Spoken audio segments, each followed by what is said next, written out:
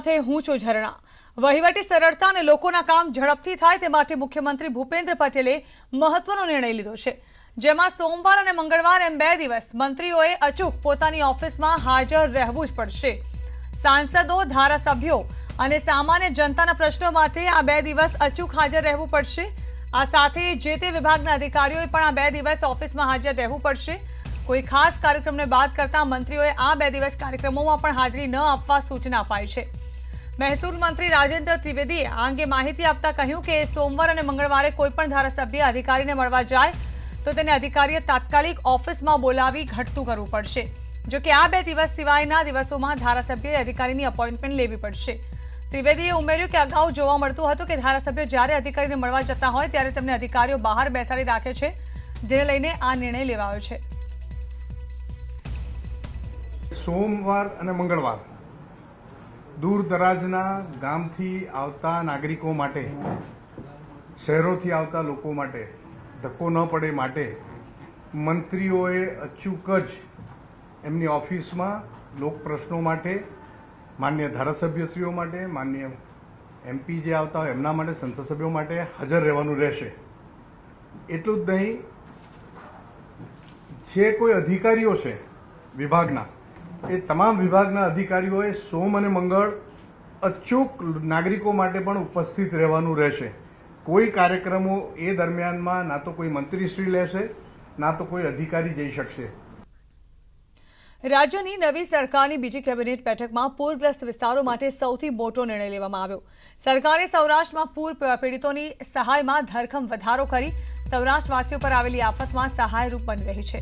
સરકારે દુધાળા પશુનું મૃત્યુ થશે તો 30,000 ને બદલે ₹50,000 અને ઘેટા બકરાના મોત થશે તો 3,000 ને બદલે 5,000 સહાય આપવાનો નિર્ણય કર્યો છે.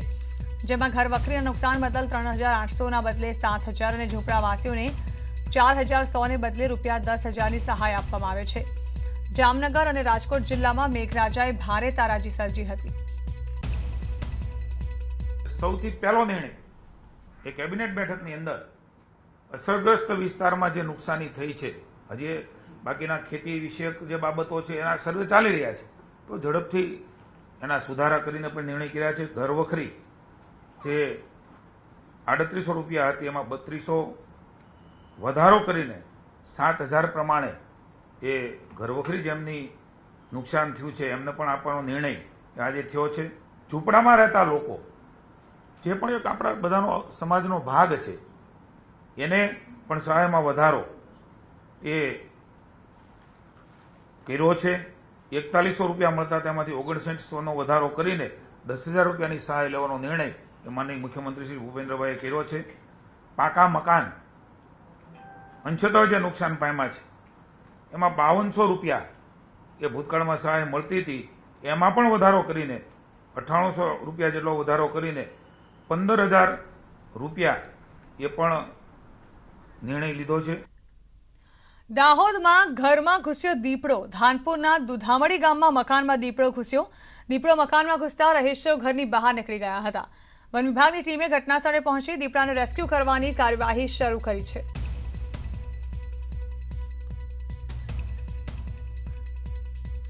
તો દાહોદમાં ઘરમાં દીપડો ઘૂસી આવવાની ઘટના સામે આવે છે. દીપડો ઘરમાં ઘૂસી જતા રહીશોએ દોડધામ મચાવી હતી. રહીશો ઘરની બહાર નીકળી ગયા હતા.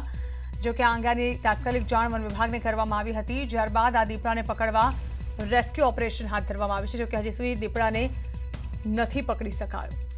એક તરફ જ્યાં જંગલ વિસ્તારની આસપાસમાં આવેલા ગામમાં દીપડા ઘૂસવાની અવારનવાર ઘટનાઓ સામે આવી રહી છે, ત્યાં વધુ એક ઘટના સામે આવી છે દાહોદથી. વધુ માહિતી સંવાદદાતા શાબીર ભાભોર આપી રહ્યા છે. શાબીર, એક ઘરમાં દીપડો ઘૂસ્યો, રેસ્ક્યુ ઓપરેશન પણ હાથ ધરાયું છે. જાણવા માંગે છો દીપડો પકડાયો છે કે હજુ પણ રેસ્ક્યુ ઓપરેશન ચલાવવામાં આવી રહ્યું છે? બિલકુલ ઝરણા, જે પ્રમાણે ધાનપુરના દુધામળી ખાતે એક રહેણાંક મકાનમાં જે દીપડો ઘૂસી ગયો હતો અને દીપડો જે ઘરમાં જઈ અને અત્યાર સુધી જે ઘરમાં જ બેઠેલો હતો, જે દીપડો રહેણાંક વિસ્તારમાં આવી જતા આસપાસના રહીશોમાં ફફડાટ જોવા મળી રહ્યો છે અને જે મકાન માલિક સહિતના લોકો ત્યાંથી દૂર ભાગી ગયા હતા અને તાત્કાલિક જે ઘટનાની જાણ વન વિભાગને કરવામાં આવતા વન વિભાગની ટીમ હાલ જે મકાનમાં દીપડો ઘૂસ્યો છે ત્યાં પહોંચી ગઈ છે અને મકાનને કોર્ડન કરી અને આસપાસના રહીશોને પોતાના ઘરની બહાર ન નીકળવા સૂચના આપી અને જે સાંજ પડે તેની રાહ જોવાઈ રહી છે. ખાસ કરીને જે જાનવરોને દિવસે ઓછું જોવાતું હોય છે તેને લઈને રાતના સમયે તેઓ હલચલ કરતા હોય છે, તેના માટે જે અંધારું થવાની રાહ જોવાઈ રહી છે અને ત્યારે જે દીપડો જે પોતાની કોઈ મુવમેન્ટ કરે તો તેને ઝડપી લેવા માટે જે ટીમ ત્યાં હાલ તૈનાત કરવામાં આવી છે. જી ઝરણા. જી બિલકુલ, આભાર સાબિર. તો દીપડાને પકડવા રેસ્ક્યુ ઓપરેશન વધુ તેજ કરી દેવામાં આવ્યું છે. લગભગ રાત સુધીમાં દીપડો ઝડપાય તેવી શક્યતા જોવાઈ રહી છે. ભાવનગર જિલ્લાના સણોસરા ગામે 2 દીપડાઓએ દેખા દીધા. 2 દીપડાએ 25 થી વધુ બકરાને ફાડી ખાધા છે. દીપડાના આતંકથી આસપાસના વિસ્તારમાં અફરાતફરી મચી ગઈ હતી. સણોસરાના રાજકીય આગેવાનો સહિત ફોરેસ્ટ વિભાગના અધિકારીઓ ઘટના સ્થળેથી પહોંચ્યા હતા. ફોરેસ્ટ વિભાગે દીપડાને પકડવાની તજવીજ શરૂ કરી છે.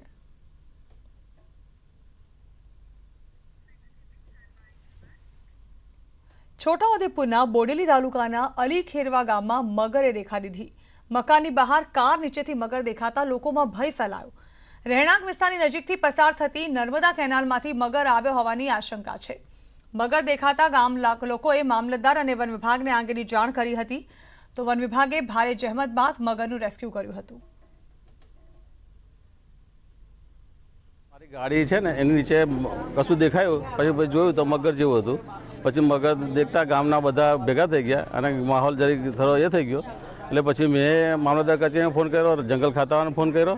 પછી એ લોકો આવીને રેસ્ક્યુ કરીને લઈ ગયા છે. અમે આજ રોજ અલી ખેરવા મુકામે આવી પહોંચતા મગરનું સ્થળ પર પહોંચીને રેસ્ક્યુ કરેલ છે, જેને રેસ્ક્યુ કરીને અમને સાહેબની સૂચના મુજબ અમે અત્યારે જબુગામ ખાતે લઈ જઈએ છીએ. પછી આગાઉની સૂચના સાહેબની મળે તે પ્રમાણે અમે આગળની કાર્યવાહી કરીશું. અમરેલીમાં ધોધમાર વરસાદ પડ્યો છે, ત્યારે વરસાદથી બચવા સિંહોએ ઝાડીનો સહારો લીધો છે. વરસાદથી બચવા ઝાડીમાં બચ્ચા સાથે બેસેલી સિંહણનો વિડીયો વાયરલ થયો છે. આ વિડીયો વડિયાના ખજૂરી પીપળિયાના ગામની સીમ વિસ્તારનો હોવાનું અનુમાન છે. ઝરમર વરસાદમાં ઝાડીમાં સિંહબાળ સાથે બેઠેલ સિંહણના દ્રશ્યો રાહદારીએ મોબાઈલના કેમેરામાં કેદ કર્યા છે.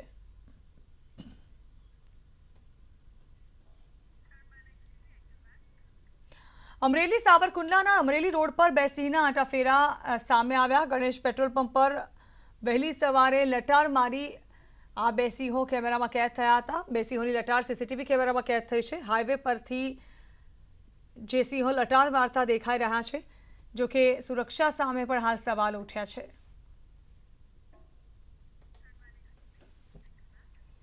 બનાસકાંઠાના કાંકરેજના શિહોરી પાટણ હાઈવે પર વિદ્યાર્થીઓએ ચક્કાજામ કર્યો. કંબોઈ 4 રસ્તા પર વિદ્યાર્થીઓએ એસટી બસ રોકી વિરોધ નોંધાવ્યો. પાટણ અભ્યાસ અર્થે જતા 100 જેટલા વિદ્યાર્થીઓને નિયમિત બસની સુવિધા ન મળતા બસ રોકાવી ચક્કાજામ કર્યો હતો. શિહોરી પોલીસે ઘટના સ્થળે પહોંચી વિદ્યાર્થીઓને સમજાવી બસમાં બેસાડી મામલો થાળે પાડ્યો. વરસાદની વચ્ચે ધોરાજીમાં મકાનની ગેલેરી ધરાશાયી થઈ. ધોરાજીમાં જૂના મકાનની ગેલેરી ધરાશાયી થઈ હતી. દરબારગઢ પાસે રોડ પર ગેલેરી તૂટી પડી હતી. ઘટનામાં કોઈ જાનહાનિ નથી થઈ.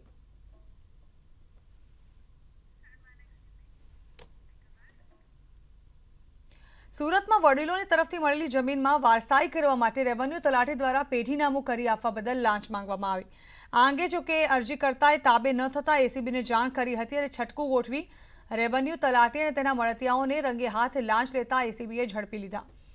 મજૂરાના રેવન્યુ તલાટી સાગર ચતુરભાઈ ભેંસાણીયા અને તેના મળતિયાની વિરુદ્ધમાં એસીબીએ કાયદેસરની કાર્યવાહી હાથ ધરી.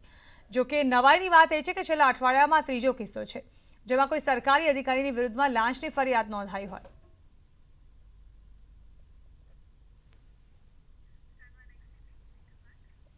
બનાસકાંઠાના ખેડૂતો માટે એક સારા સમાચાર છે. બનાસકાંઠાના દાંતીવાડા ડેમમાં પાણીની આવક થઈ છે. દાંતીવાડા ડેમમાં 19,920 ક્યુસેક પાણીની આવક થઈ છે. બનાસ નદીમાં 2 કાંઠે થતા ડેમમાં પણ આવક વધી છે. હાલ ડેમની સપાટી 551 ફૂટે પહોંચી છે. દાંતીવાડા ડેમની ભયજનક સપાટી 604 ફૂટ છે અને આ વર્ષે પહેલીવાર દાંતીવાડા ડેમની સપાટી વધી છે.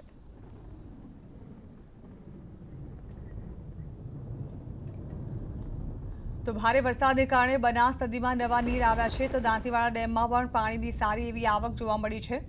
એક તરફ જ્યાં વરસાદની રાહ જોવાઈ રહી હતી અને ચોમાસાના અંતિમ રાઉન્ડમાં વરસાદે હેલી વરસાવતા બનાસકાંઠામાં તેને લઈને ખેડૂતોને ફાયદો પહોંચે તેવી શક્યતાઓ છે.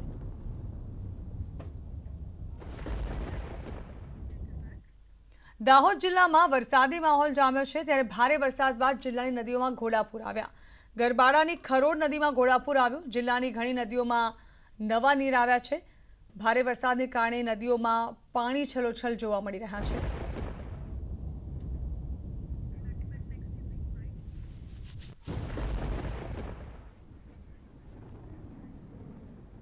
તો દાહોદના ધાનપુરમાં વરસાદને પગલે નદીઓ બે કાંઠે થઈ છે. ધાનપુરના આમલી મેનપુર ખાતે નદી બે કાંઠે વહેતી થઈ.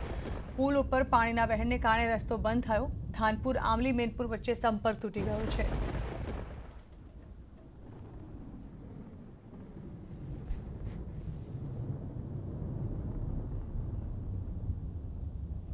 તો તાપીના ઉકાઈ ડેમની સપાટીમાં પણ વધારો થયો. ઉકાઈ ડેમમાં 36,023 ક્યુસેક પાણીની આવક થઈ. ઉકાઈ ડેમની જળ સપાટી 341.55 ફૂટે પહોંચી છે. ડેમની ભયજનક સપાટી 345 ફૂટ છે. અહીં 11,000 ક્યુસેક હાઇડ્રો પાવર માટે છોડાયું હતું પાણી. ડેમમાં પાણીનો ગ્રોથ જથ્થો 91.71% થયો છે. ડેમમાં પાણીનો લાઈવ જથ્થો 90.87% છે.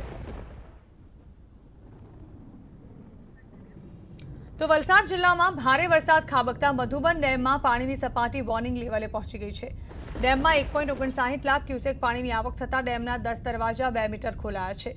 મધુબન ડેમમાંથી 1.70 લાખ ક્યુસેક પાણી દમણગંગા નદીમાં છોડાતા દમણગંગા નદીમાં પૂર જેવી પરિસ્થિતિ સર્જાઈ છે. સંઘ પ્રદેશ, દાદરાનગર હવેલી અને વલસાડનું તંત્ર એલર્ટ મોડ પર છે, તો બીજી તરફ લોકોને નદી કિનારેથી દૂર રહેવા સૂચના અપાઈ છે.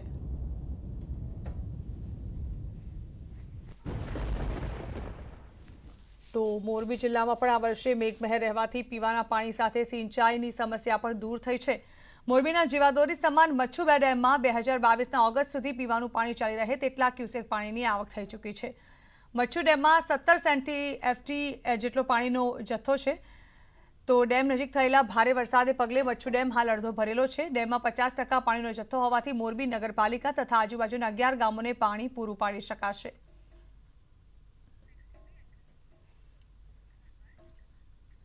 પાટણના સાંતલપુરમાં ખેડૂતોએ નર્મદા કેનાલોમાં પાણીની માંગ સાથે વિરોધ કર્યો છે. સાંતલપુરના બાબરા, બાવરડા, ધોકાવાડા, આલુવા, ચારણકા સહિતના ગ્રામજનોએ વિરોધ કર્યો. ખેડૂતોએ સાંતલપુર મામલતદાર કચેરી પર વિરોધ કરી પોલીસ બંદોબસ્ત સાથે રાધનપુરમાં નર્મદાની કચેરી પર રજૂઆત કરવા પહોંચ્યા હતા. ખેડૂતોએ હાથમાં બેનર્સ રાખી વિરોધ કર્યો હતો. આ સમયે ખેડૂતોએ ચીમકી ઉચ્ચારી હતી કે માંગ નહીં સંતોષાય તો ઉગ્ર આંદોલન કરવામાં આવશે. સોમનાથ દાદાના ભક્તો અને શ્રદ્ધાળુઓ માટે ખુશીના સમાચાર સામે આવ્યા છે.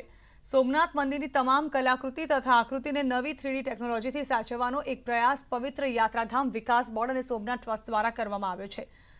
અદ્યતન ઉપકરણો, ડ્રોન કેમેરા સહિત મંદિરની નાનામાં નાની જગ્યાઓ, શિલ્પો, કલા, કોતરણી, લંબાઈ, પહોળાઈ સહિત તમામ વસ્તુઓનો સમાવેશ ડેટામાં થશે અને આવનારા સમયમાં દેશ વિદેશમાં ટેકનોલોજીથી આ ડેટા દ્વારા સોમનાથના સ્થાપત્ય અને દાદાના દર્શન 3D ટેકનોલોજીના માધ્યમથી કરી શકાશે.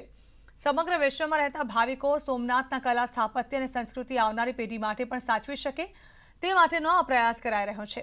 આ પ્રમાણેનો ડિજિટલ ડેટા 3D સ્વરૂપે મોટી અને ઐતિહાસિક ઇમારતો માટે કરવામાં આવે છે, પરંતુ 800 વર્ષ પૂર્વેની નાગર શૈલીના આ સોમનાથ મંદિરનો ડિજિટલ ડેટા હાલ જે ટેકનોલોજી વડે તૈયાર થઈ રહ્યો છે, જે દેશભરમાં પ્રથમ ઘટના છે. આ મંદિરનું સ્થાપત્ય કલા અને કોતરણી જોવા માટે પણ દેશ વિદેશથી સેંકડો લોકો સોમનાથ આવે છે.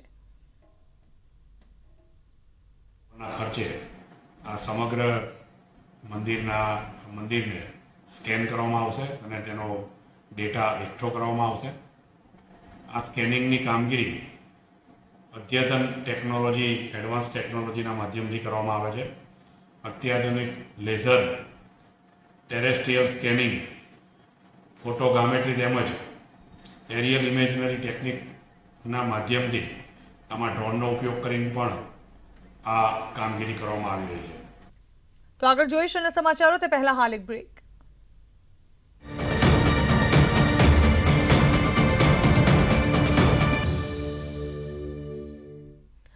Welcome back. કચ્છમાં વિસ્ફોટક પદાર્થને આખરે નષ્ટ કરાયો છે. ગઈકાલે જખૌ દરિયાકાંઠેથી જે વિસ્ફોટક પદાર્થ મળી આવ્યો હતો, આજે BDDS ટીમે વિસ્ફોટકને નષ્ટ કર્યું હતું. બિનવારસી હાલતમાં એક શંકાસ્પદ બોક્સ પણ મળ્યું હતું. શંકાસ્પદ બોક્સ વિસ્ફોટક પદાર્થ અંગે હાલ સુરક્ષા એજન્સીઓ એલર્ટ થઈ ચૂકી છે.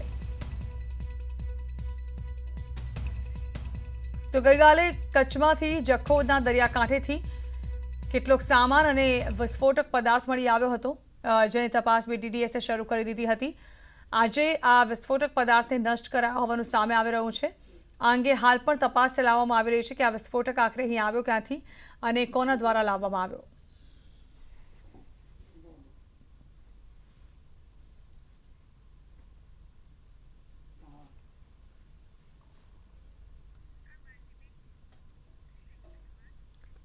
અને હવે વાત કરીએ ભાજપમાં કકડાટની।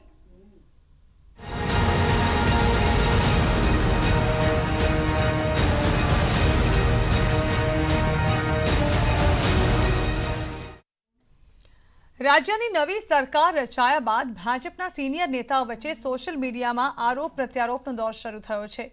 સોશિયલ મીડિયામાં નીતિન પટેલની એક પોસ્ટ પર અમરેલીના સાંસદ નારણ કાછડિયાએ કમેન્ટ કરતા કહ્યું કે ગાંધીનગર જઈએ તો નીતિનભાઈ સામે પણ નથી જોતા, કામની વાત તો દૂર રહી। તો બીજી કમેન્ટમાં નીતિન પટેલ પર કટાક્ષ કરતા કહ્યું કે તમને હવે ખબર પડી।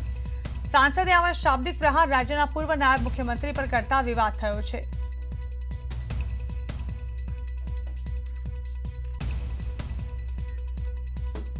તો થોડા દિવસ પહેલા મહેસાણામાં નીતિન પટેલે રામાયણનું ઉદાહરણ આપીને પક્ષમાં વિભીષણ અને મંથરા જેવા નિવેદન જારી કર્યા હતા, જેને લઈને નારણ કાછડિયાએ નીતિન પટેલ સામે ખુલ્લેઆમ વિરોધનો સૂર વ્યક્ત કર્યો છે। પૂર્વ નાયબ મુખ્યમંત્રી નીતિન પટેલે પક્ષમાં વિભીષણ અને મંથરા એવા નિવેદન જારી કર્યા હતા, તેનો સોશિયલ મીડિયામાં જવાબ આપતા નારણ કાછડિયાએ કહ્યું કે ગાંધીનગર અમે આવતા તો સામે પણ જોતા ન હતા, હવે પાર્ટીમાં વિભીષણ અને મંથરાની વાતો કરી રહ્યા છે।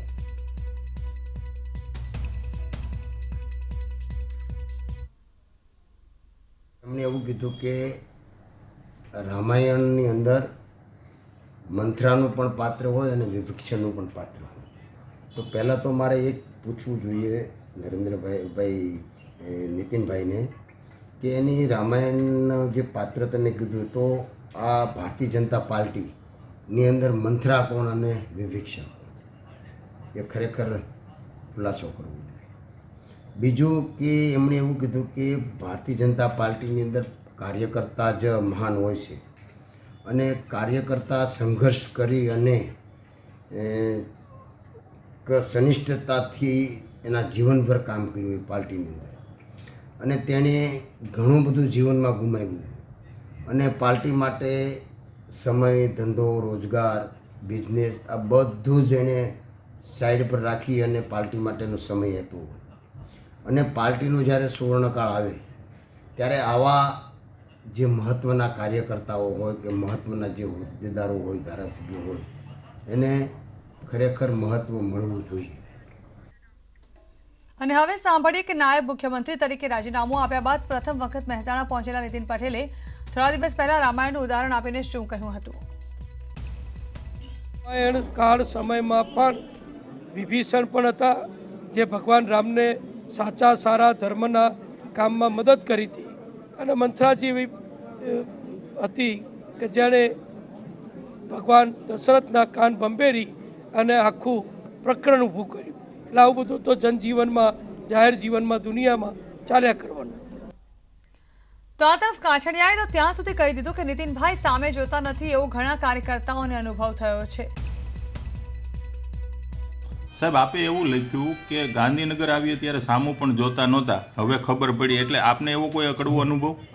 મને નહીં, ઘણા કાર્યકર્તાઓને થયેલો છે અને એમના સ્વભાવ માટે કાર્યકર્તાઓને નેગ્લેક્ટ કરવો, કાર્યકર્તાઓને સાઇડલાઇન કરવા એ થોડું તમને હતું, પણ એના સ્વભાવ ન હતું એટલે એ ઠીક છે। પણ કાર્યકર્તા જ આખર ભારતીય જનતા પાર્ટીમાં મહાન હોય છે અને જે લાંબા સમય સુધી પાર્ટીની અંદર અને વિસ્તારની અંદર જો કોઈ ટકી જતું હોય તો સમજી લેવાનું કે કાર્યકર્તાઓની સાથેનો એમનો લગાવ, કાર્યકર્તા સાથેનો એનો વ્યવહાર અને કાર્યકર્તા સાથેની એમની જે કમિટમેન્ટ છે કે કોમ્યુનિકેશન છે એ સતત જળવાતો એ માણસ જ લાંબા રેસમાં ચાલે છે।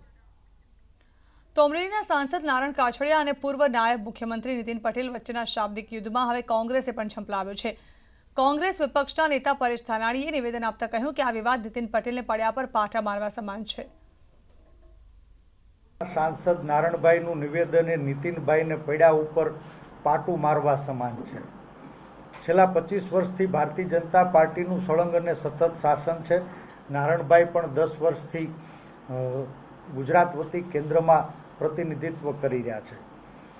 આજ નીતિન કાકાને હાંકી કાઢ્યા પછી નારણભાઈનો હથિયાર તરીકે ઉપયોગ કરી અને ભારતીય જનતા પાર્ટીના સ્થાપિત હિતો પોતાને પ્રસ્થાપિત કરવાનો પ્રયાસ કરી રહ્યા છે। તો વડોદરામાં 4 દિવસથી વરસી રહેલા મેઘરાજાના કારણે માર્ગો ડૂબી ગયા અને વાહન વ્યવહાર પણ ખોરવાઈ ગયો। એકદમ નજીક આવેલા વાઘોડિયાના માર્ગ પર કલાકો સુધી ટ્રાફિક જામ જેવી સ્થિતિ હતી। ગાયત્રી મંદિરથી પીપળિયા ગામ સુધીનો એક બાજુનો માર્ગ પાણીમાં ગરકાવ થઈ ગયો।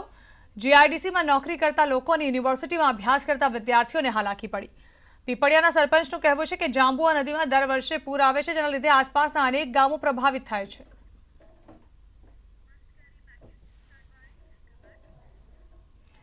तो आ वर्षे कोरोना काल में तमाम गाइडलाइन साथे गणेश चतुर्थी पूरी थई। अगले बरस तो जल्दी आना नाद साथे भक्तोए बापानुं विसर्जन कर्युं हतुं, परंतु गणपति बापा जता जता एक संदेशो पण आपता गया। शुं तमे गणेशजीना ते संदेशाने समज्या? जो तमे गणेशजीना संदेशाने नथी समज्या तो शुभ संदेशो समजो अने आजना युगमां अस्तित्वना मूलभूत मंत्रोनुं पालन करवानुं शरू करो।